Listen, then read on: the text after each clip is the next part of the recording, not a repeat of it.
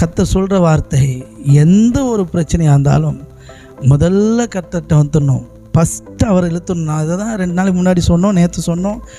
வியாதி வந்ததுன்னா முதல்ல கர்த்தர்கிட்ட சொல்லுங்கள், அவர்கிட்ட சொல்லுங்கள். அவர் உடனே சரி பண்ணிடுவார்.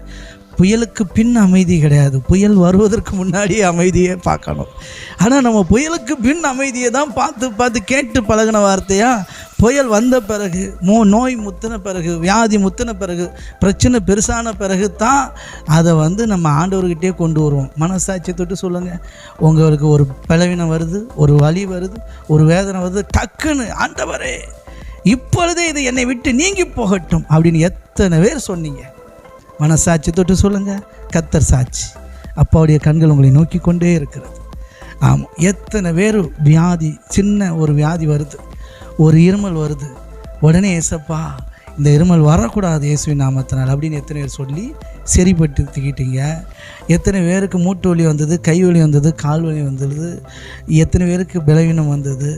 உடனே ஏசப்பாவை தேடி ஏசப்பாட்ட சொல்லி, அப்பா இதிலேருந்து என்னை நீங்கள் விடுதலை ஆக்குங்க, விடுதலை ஆக்குவீங்க, நான் அதை நம்புகிறேன், விசுவாசிக்கிறேன். உடனே அப்பா கிட்ட எத்தனை பேர் சொன்னீங்க? எத்தனை பேர் ஹாஸ்பிட்டலுக்கு முதல்ல ஃபோன் அடிச்சிங்க? எத்தனை பேர் முதல்ல மாத்திரையை தூக்கி போட்டிங்க? யோசிங்க. நாம் செய்கிறது, நீங்கள் யோசிச்சுக்கோங்க. நாம் டக்குன்னு மைண்டில் வர்றது என்ன ட்ரீட்மெண்ட் எடுக்கலாம். ஐயோயோ தலைவலி வந்துட்டு அந்த தலைவலி மாத்திரை எடு அப்படின்றது. ஐயோயோ இது தலைவலி வந்துட்டு ஏன் வந்துச்சு, எதனால் வந்துச்சுன்னு யோசிப்போம். எதனால் வந்துச்சு, அதனால் வந்திருக்குமோ, இதனால் வந்திருக்குமோன்னு யோசிப்போம்.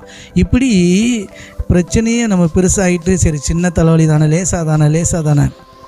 ஆன் த ஸ்பாட்டில் எத்தனை பேர் சொன்னீங்க, அப்பா என்னை சுகமாக்குங்க ஆண்டவரே, அப்பா இது வரக்கூடாது வந்திருக்கு அப்படின்னு நல்லா கவனிச்சுக்கோங்க. பிசாசுக்கு எதிர்த்து நில்லுங்கள், பிசாசுக்கு இடம் கூடாதிருங்கள். அப்பொழுது பிசாசுக்கு இடம் கூடாதிருங்கள், கர்த்தருக்கு கீழ்ப்படிங்கள், பிசாசுக்கு எதிர்த்து நில்லுங்க, அப்பொழுது அவன் உங்களை விட்டு ஓடி போவான். பிசாசுக்கு இடம் கூடாதிருங்கள்னு வசனம் இருக்குது. இடமே கொடுத்துடக்கூடாது, கண்டுக்கிடவே கூடாது அவனை அப்படிங்கிற மாதிரி இருக்கணும், உள்ளே ஏற்றிடவே கூடாது. புரியுதுங்களா?